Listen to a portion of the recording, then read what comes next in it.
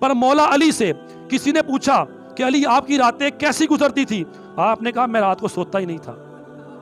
کہا کیوں؟ کہا اس لیے نہیں سوتا تھا کہ اگر رات کو کہیں آنکھ لگ گئی اور موت کا فرشتہ آ گیا تو ایسے رب کی بارگاہ میں پیش ہو جائیں گے، تو ہمیں تو اس ڈر سے، اس خوف سے رات کو نیند آتی نہیں تھی، کبھی سکون کی نیند سوئی نہیں۔ جب نیند کھلتی ہم اللہ کی بارگاہ میں حاضر ہوتے۔ کہا بتاؤ کبھی زندگی میں کوئی رات ایسی آئی جو تو تسی سکون سوتے ہو، کوئی آرام کی نہیں؟ کہا ہاں زندگی میں ایک رات ایسی آئی کہ جس رات میں بے فکر ہو کر سو گیا کہ میں صبح مروں گا نہیں۔ لوگوں نے پوچھا وہ رات کون سی تھی؟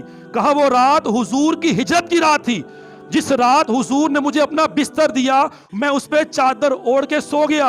اور لوگوں نے کہا علی کیسی بات کرتے ہو؟ ارے وہ رات تو سب سے زیادہ خوف کی رات تھی کہ اس رات تو کفار نبی پاک کو مارنے کے لیے آنے والے تھے، حملہ کرنے والے تھے، کچھ بھی ہو سکتا تھا۔ علی نے کہا نہیں نہیں، میرا عقیدہ سمجھ لو، میرا عقیدہ ہے ارے سورج چاند اپنی جگہ بدل سکتے ہیں، زمین و آسمان اپنی جگہ سے ہٹ سکتے ہیں، نظام شمسی، نظام قمری تغیر و تبدل کا شکار ہو سکتا ہے، لیکن میرے مصطفیٰ کے الفاظ بدل نہیں سکتے۔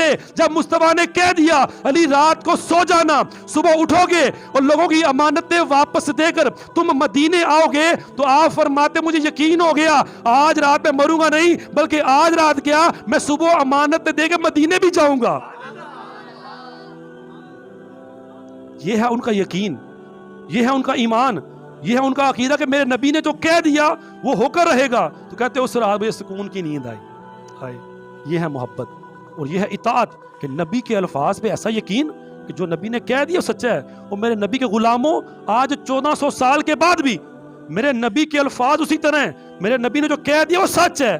یہ الگ بات ہے ہمارا ایمان کمزور ہو گیا، ہم اس طرح ان الفاظ پہ یقین نہیں کر پا رہے، لیکن آج ہمارے اندر بھی ابو بکر صدیق جیسا ایمان پیدا ہو جائے، مولا علی جیسا ایمان پیدا ہو جائے، تو ہمیں بھی حضور کے الفاظ پہ یقین ہوگا، اور ایسا یقین ہوگا جو حضور نے کہہ دیا وہ ہو کر رہے گا۔ تو اس لیے ان کے نقش قدم پر چلیں۔